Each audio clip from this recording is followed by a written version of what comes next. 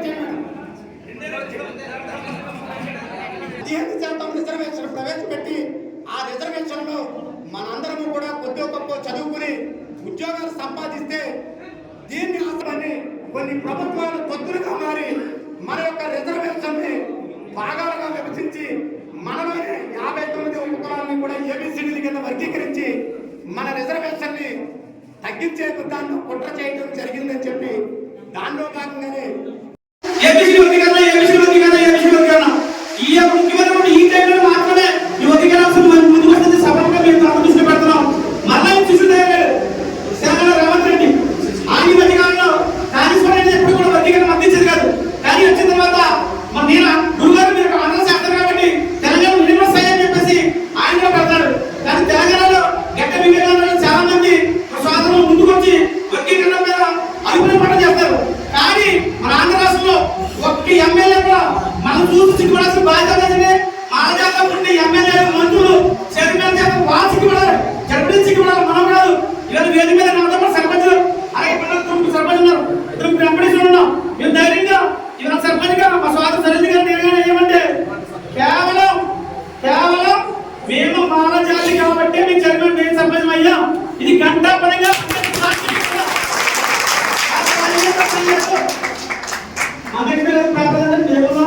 మాకు రాజకీయంగా పడలేదు. బీజేపీ పడలేదు.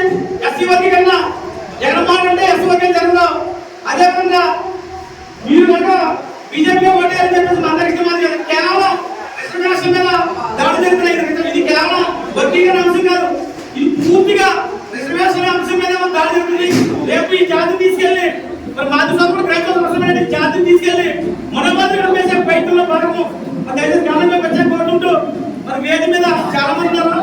దయచేసి ఆ సర్పంచ్ గారికి మహిళా మండలి నుంచి ఆ సుధమ్మ గారికి ఇద్దరికి, అదేవిధంగా మా మగరాజు గారికి ఉమాబు గారికి వేది మీద సుధమ్మ గారికి గోధుమ గారికి ఎందుకంటే సమయం లేదు. ఇక్కడి నుంచి నేరుగా ర్యాలీగా మీరు చెప్పలేదు ఆచరణ నియోజకవర్గంలోనే మానవాళి చాలా గట్టిగా ఉండేది. కుర్రోలు వచ్చిన తర్వాత చాలా మంది మొదటి నిలయంలో పెద్దలైన తర్వాత మనం ముందు పెట్టడం జరిగింది. మేము కూడా జాతరకి టార్గెట్ పెట్టేసి వ్యాపారం చేయడం లేదు. ఇక్కడ వచ్చేటప్పుడు ఉమాబులు కానీ నగరాలు కానీ నగరాయలు కానీ ఈ మధ్యకాలం ఆచరణలో కాన్సర్వేషన్ అని చెప్పి కాలేజీలో కూడా నాకు నెగ్గించుకోండి ఆయన కూడా ఫోన్ చేస్తాం. ఎక్కడైతే రావాల్సిన బాధ్యత ఇలా చెప్పడం వల్ల మీడియం పెట్టే కారణం అంటే జాతర మాత్రం అమ్మవద్దు, మీ వల్ల అయితే పని చేయండి లేదా మానేయండి.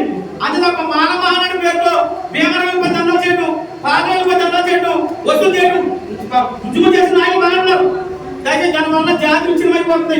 ఈవేళ మీరు కూడా వచ్చుంటే చాలా గౌరవించేవారు. కానీ ఏంటంటే వాళ్ళు వచ్చుంటే ఇక్కడ కూడా మనతో పాటు సమన్వయపడమని చెప్పేసి వాళ్ళు రావట్లేదు. దయచేసి మాలా జాతి తాకట్టు పెట్టద్దు, ఉద్యమం చేయండి. నేను ఉన్నాను ఎప్పుడు తాగేసి మగ తాగేసి రాష్ట్రాలు పట్టించు కదా, ఇది కాక కొంచెం నేను చెప్పాను ముందు చెప్పాను ఏమైనా పర్లేదు. ఎవరైతే అధ్యక్షున్నారో వేది మీద వాళ్ళందరూ కూడా భూములు వేరైనా జాతి ఒకటే గాలి వేరైనా గమ్యం ఒకటే లక్ష్యం ఒకటే. ఆ లక్ష్యం కోసం అందరం పనిచేద్దాం. దయచేసి మీరు అందరూ రండి చెప్పండి. అందరూ కూడా మాకు నగరాజు కూడా ఫోన్ చేశారు. ఆయన కూడా 40 కాలం రాబోతుంది అని చెప్పి సందేశం చెప్పడం జరిగింది. ఏదైనప్పుడు కూడా మా ఆచరణ నియోజకవర్గంలో వేరే పెద్దగా కూడా చెప్పడం ఆచరణ నియోజకవర్గంలో రేపు ఏర్పడిపోయే మాల చేసి మరి కమిటీ ద్వారా మాకు గ్రూపులు డినామినేషన్లో వర్గాలు పార్టీలు వైసీపీ మాలాడు, జనసేన మాలాడు, టీడీపీ మాలాడు, సిపిఎం మాలాడు, టిఆర్ఎస్ మాలాడు అనే పదం మా తట్టు మనందరం ఎవరు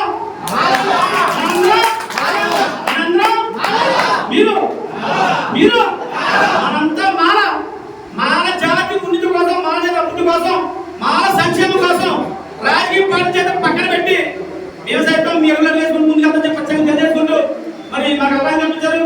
చాలా మంది ఆశ్చర్యపోయే వాస్తవంగా మాల మీటింగ్ అంటే పెద్దవాళ్ళు ఒక పెద్దలకు పెద్దలాగతారు. కానీ ఇవాళ ఇది కాదని మేము చూపించాం. ఎందుకంటే ఫస్ట్ టైం మీటింగ్ అంటాం మధుర సమక్షంలో.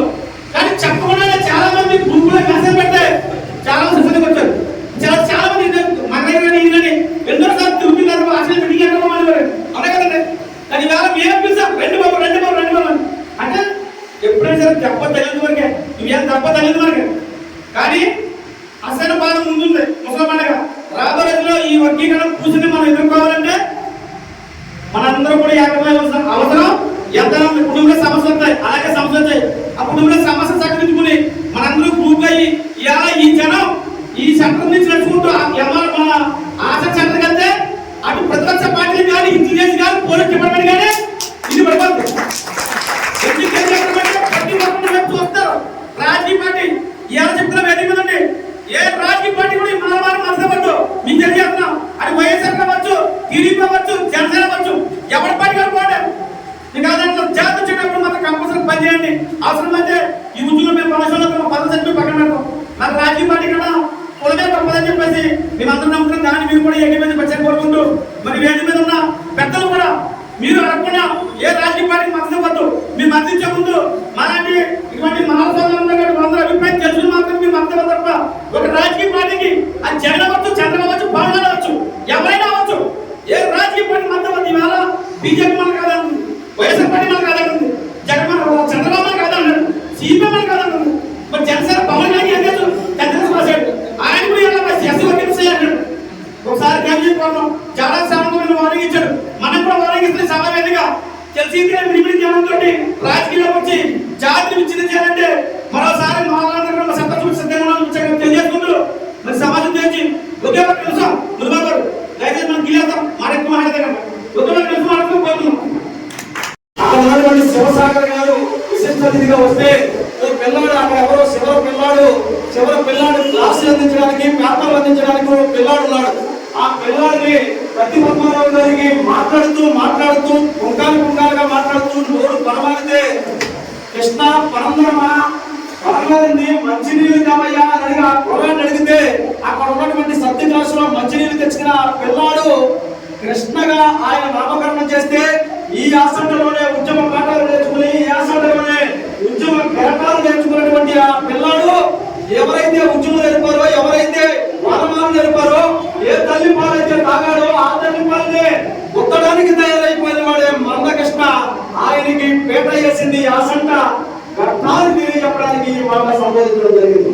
అటువంటి ఇక్కడే పుట్టినటువంటి పురుడు పోసుకున్నటువంటి మందకృష్ణ ఏకంగా ఆంధ్రప్రదేశ్ తెలంగాణలో మాల జాతులు కాపు కాదు, కమ్మ కాదు, రెడ్డి కాదు, బీసీ కాదు, బ్రాహ్మణుడు కాదు, మా ఆఖరి కాదు చంద్రులు మారన్నా, మా కచ్చలు తిన్నారు, మా మచ్చలు లాగారు, మా రాజకీయ లాగారు, ఆఖరి కాల కొంతమంది తీసుకొచ్చి నల్లగుడ్డగా పెట్టి మమ్మల్ని అవమానించారు.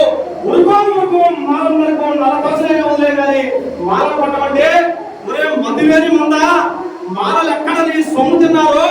నిన్నే శాసనసభ సాక్షిగా ఈ గౌరవ శాసనసభ్యుడైనటువంటి మాజీ సాంఘిక శాఖ మంత్రి పేదాని గారు శాసనసభలో ఈ విషయం మీద చర్చ జరిగితే ఆయన మాట్లాడుతూ చెప్పిన మాటలు వినుంటే మేము ఎక్కడ చూసామో, మేము ఎక్కడ చేసామో, మీ సొమ్ము ఎక్కడ చూసామో, నా రూమ్మేట్ గా ఉన్నటువంటి ఆంధ్ర యూనివర్సిటీలో నా రూమ్మేట్ గా ఉన్నటువంటి వీరసేన ఈ రోజు డిగ్రీ కాలేజీ లెక్చరర్ గా పనిచేస్తా ఉంటే ఆ పిల్లలాగానే నేను చదువుకున్నవాడిని, నేను ఊరంతా తిరుగుతున్నాను, ఉద్యమాలంతా తిరుగుతున్నాను.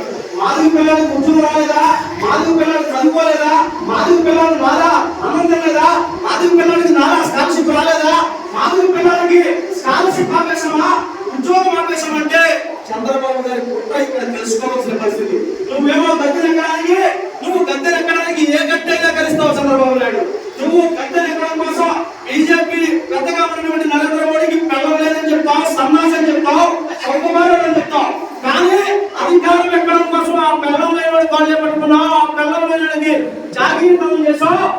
పవన్ కళ్యాణ్ గారికి పిచ్చెక్కింది, ఏం మాట్లాడుతున్నాడో తెలియదని చెప్పేటువంటి ఆ ఉద్యోగుల దగ్గరికి వెళ్ళి అధికారం కోసం చట్ట చేతిలో పాలు పట్టుకున్న నయవంచుకుని భారతదేశ చరిత్రలో ఎవరైనా ఉన్నాడంటే చంద్రబాబు గారిని తెలియజెప్పడానికి ఏమాత్రం ఆయన అధికారం వచ్చిన ప్రతిసారి మాలల్ని తొక్కండి, మాలల్ని చంపండి, మాలల్ని తొక్కండి అని చెప్తా ఉంటాడు. ఒక్కసారి కనుక శ్రీకాకుళం తెలంగాణలో ఎవరు రెడ్డిగా చేసేసారు, అక్కడ మాదిగున్నారని చెప్తారు. ఎంత మోసం చేస్తున్నాడో తెలిసే చంద్రబాబు నాయుడు గారు నిన్న లెక్కలు చెప్తూ ఆయన అంటాడు రెల్లి ప్రస్తులు 2% ఉన్నారు, వాళ్ళు 1% రిజర్వేషన్ చెప్తారు. మాదిగులు 41% ఉన్నాడు, వాళ్ళకి 6.5% అంటే 7% రిజర్వేషన్ ఇస్తామని చెప్తాడు. 240 కలిపితే 43 కదండి, 100లో 43 తీసేస్తే ఇంకెంత శాతం ఉంటుందండి, 57% ఉంటుంది. కానీ లెక్కలు ఏం చెప్తున్నాడు తెలుసా నైవేద్య చంద్రబాబు నాయుడు, ఇది 53% ఏమో అని చెప్తున్నాడు. మరి మిగతా 7% ఏ మొక్కలో పెట్టారు చంద్రబాబు నాయుడు? మాకు చేతనాలు కాబట్టి నువ్వేమో ఒక పక్క స్పీకర్ చేశానంటావు. ఆ స్పీకర్ ఎందుకు మరణించాడో అని నిరంతరం కాబట్టి తెలిస్తే ఆ స్పీకర్ ఎందుకు సరిపోయాడో కూడా లెక్కలు చెప్పాలి. అయోమయ పరిస్థితిలో ఉన్నావు. నువ్వు మా జాతి బిడ్డలు స్పీకర్ చేశాను గర్వంగా చెప్తావు. కానీ ఎన్ని ఆ రోజు 1997 ఆగస్టు 11వ తారీఖున మానవ మహానాడు పేరుతో ఇదే ఇక్కడ ఉన్నటువంటి పెద్దలు శేఖర్ వేలుమగరాజు గారు కానీ ఇక్కడ ఉన్నటువంటి బొమ్మలు కానీ బొమ్మ పెద్ద వయసు ఇంటర్మీడియట్ వయసు అయితే ఆ రోజు లక్షల మంది మానవ మహానాడు కార్యకర్తలను సెక్రటరీ మొక్కలు గెలిస్తే చంద్రబాబు నాయుడు పంచానికి సరిపోయారు. ఎప్పుడు అధికారంలో వచ్చిన మానవులు తక్కువ మానవులు పట్టు మానవులు చంపే కానీ ఎప్పుడైనా నువ్వేమో ఓటమి కడతావు. అధికారం కోసం 11% పాపంతో జతగలుగుతావు.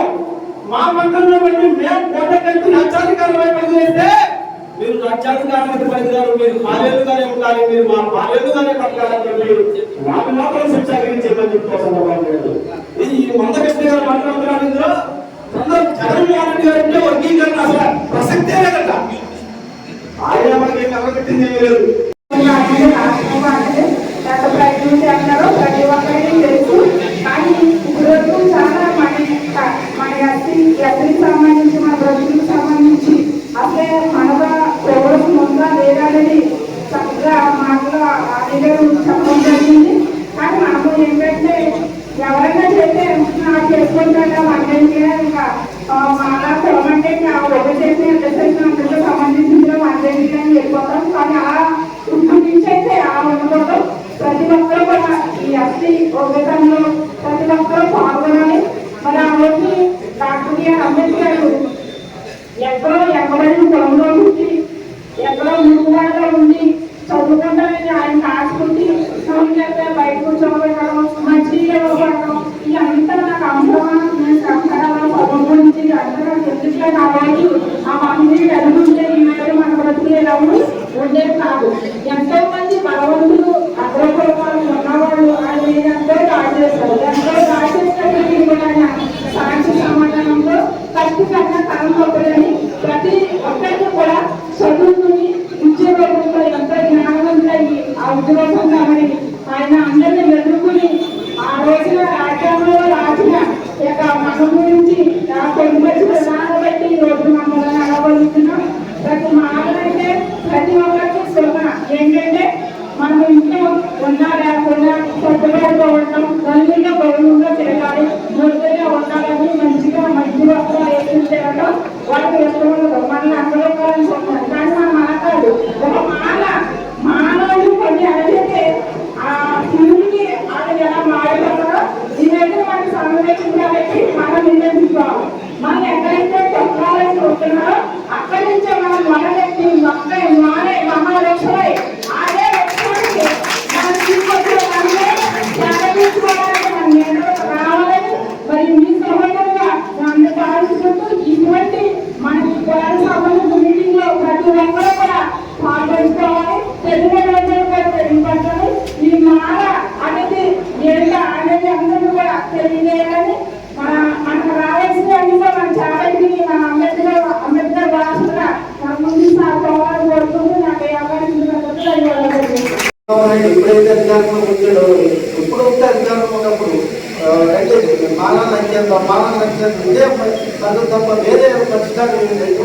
కేవలం ఎందుకంటే ఇందులో మనం తెలుసుకోవాల్సి ఉంటుంది. వైఎస్ఆర్ పార్టీలో ఉన్నా, జనసేనలో ఉన్నా, తెలుగుదేశంలో ఉన్నా ఈ పార్టీలన్నీ కూడా మన పార్టీ కాదు. మన పార్టీ ఏంటంటే అంబేద్కర్ పార్టీ, టీఆర్పీ పార్టీ. ఎప్పుడైనా మన పక్కన ఆ పార్టీ చూస్తే రావాలి తప్ప ఇది ఎవరో పార్టీ మనకి ఆ పార్టీలో మాదేళ్ళకి పనిచేస్తుంది తప్ప మన పార్టీని కాదు. దయచేసి స్టార్ట్ అయ్యి ఇప్పుడే కాదు, ఇంకో జరుగుతుంది.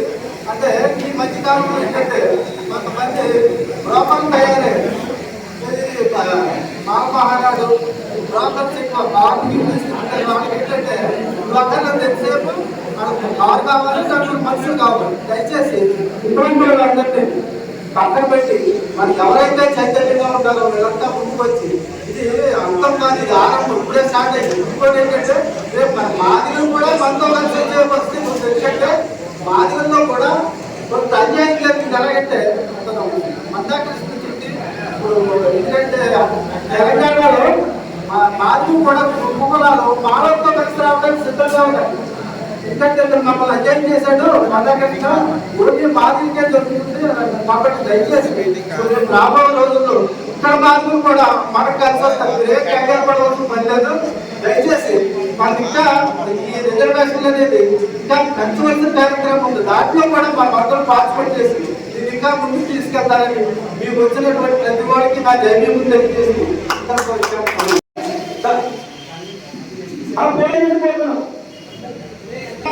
చెప్పంటే పంచాయతీ అభ్యర్థి ముందర ఉద్దేశం తప్ప వేరుదలు కాదు. నేను అందరూ సహకరించాలి. అలాగే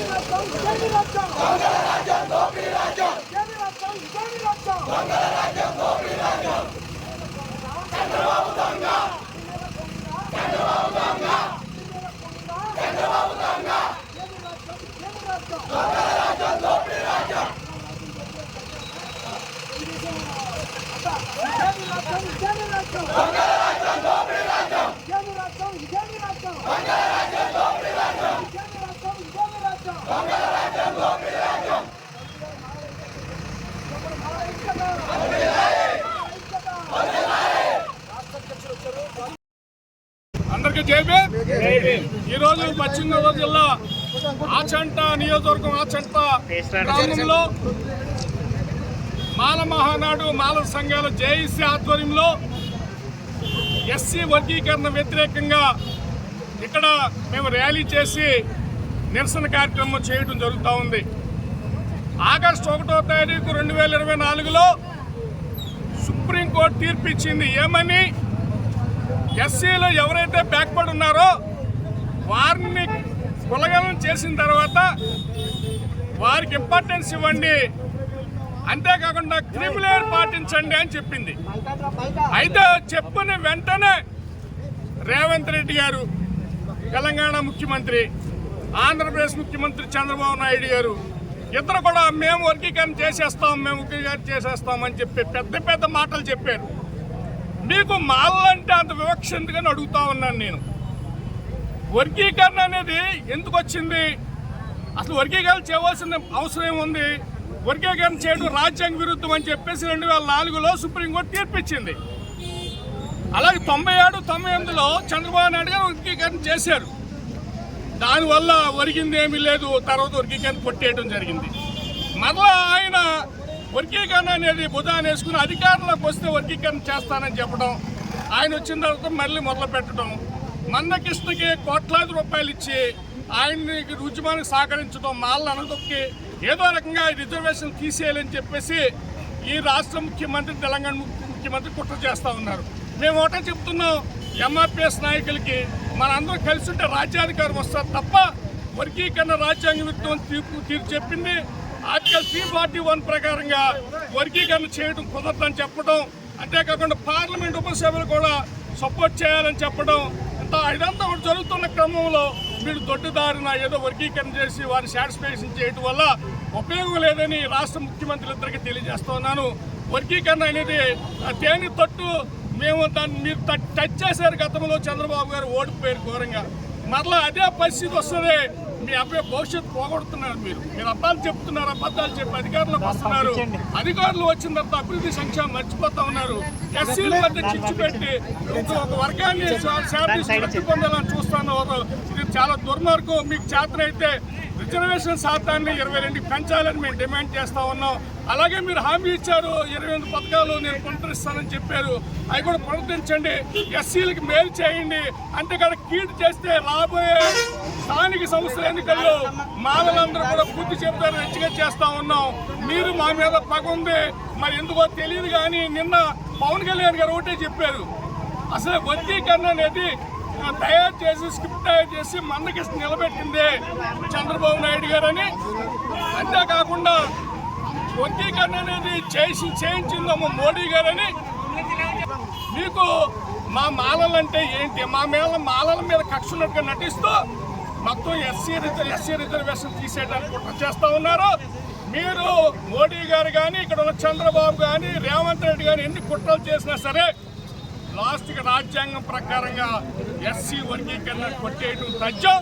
ఇది గుర్తించుకుని ఎస్సీల అభివృద్ధి కోసం సంక్షేమం కోసం పనిచేయాలి తప్ప మీరు మాకు వ్యతిరేకంగా పనిచేస్తే మాలలో ఉన్నటువంటి ఎమ్మెల్యేలారా మంత్రులారా మీరు నిద్రపోతున్నారా అని అడుగుతున్నారు. ఇప్పటికైనా సరే మీరు గళమెత్తండి, ఎస్సీ వర్గీకరణ చేయడం కుదరని చెప్పండి. అంతే తప్ప మీకు ఏదో రాజకీయ స్వార్థం కోసం కానీ మీరు కానీ అలా ప్రయత్నం చేస్తే మేము మాలల్లో ఉన్న ఎమ్మెల్యేలు ఎంపీకి ఇదే రాజకీయ సమాధి కడతామని మేము మాల సంఘాలు జేఏసీ తరఫున హెచ్చరిక చేస్తూ ఇప్పటికైనా ఎస్సీ వర్గీకరణ ప్రయత్నాలు విరమించుకోమని డిమాండ్ చేస్తూ ఉన్నాం. జైపీ నియోజకవర్గం మాల సంఘాల జేఏసీ తరఫున ఏర్పాటు చేసినటువంటి ఎస్సీ వర్గీకరణకు వ్యతిరేకంగా ఏర్పాటు చేసినటువంటి ఈ కార్యక్రమానికి ప్రత్యేకమైన జైభీములు తెలుపుకుంటూ మరి ఈ రోజుని ఈ ఉభయ తెలుగు రాష్ట్రాల ముఖ్యమంత్రులు చేస్తున్నటువంటి నిర్వాహకం చూస్తూ ఉన్నాం. ఎందుకంటే మాలల్ని వీళ్ళ చిన్న చూపే విధంగా ఈ ప్రభుత్వాలు ప్రయత్నం చేస్తూ ఉన్నాయి. మరి వర్గీకరణ అనేది మరి 341 ఆర్టికల్ 341 ప్రకారంగా రాజ్యాంగానికి విరుద్ధం. మరి వర్గీకరణ జరగాలంటే ముందుగా కులగణన జరగాలి. అలాగే పార్లమెంట్లో 1/3 అమెండ్మెంట్ జరగకుండా మరి ఈ రోజున వర్గీకరణ చేయడానికి మరి ఉభయ తెలుగు రాష్ట్రాల ముఖ్యమంత్రులు ఎదురుకు రావడం మరి చాలా సిగ్గుమాలిన విషయం.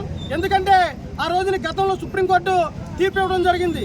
ఏ రాష్ట్ర ప్రభుత్వానికి కూడా వర్గీకరణ చేసే అర్హత లేదని మరి ఆ రోజున చెప్పడం జరిగింది. మరి అది దృష్టిలో పెట్టుకుని రాజ్యాంగానికి విరుద్ధంగా ఈ రోజుని వర్గీకరణ చేయడానికి మరి ఉభయ తెలుగు రాష్ట్రాల ముఖ్యమంత్రులు ఎదురుకు రావడం మరి చాలా బాధాకరం. మరి దీని మాలలో గ్రహించి వీళ్ళని తిప్పికొట్టే ప్రయత్నాలు మనం చేసే విధంగా ఉద్యమం ఉరితలు ఉగేలాగా ఉద్యమించాలని మరి విస్తరిస్తూ ఉన్నాం.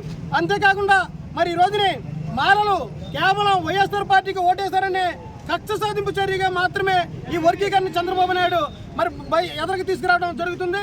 మరి మాలలు గ్రహించాలి.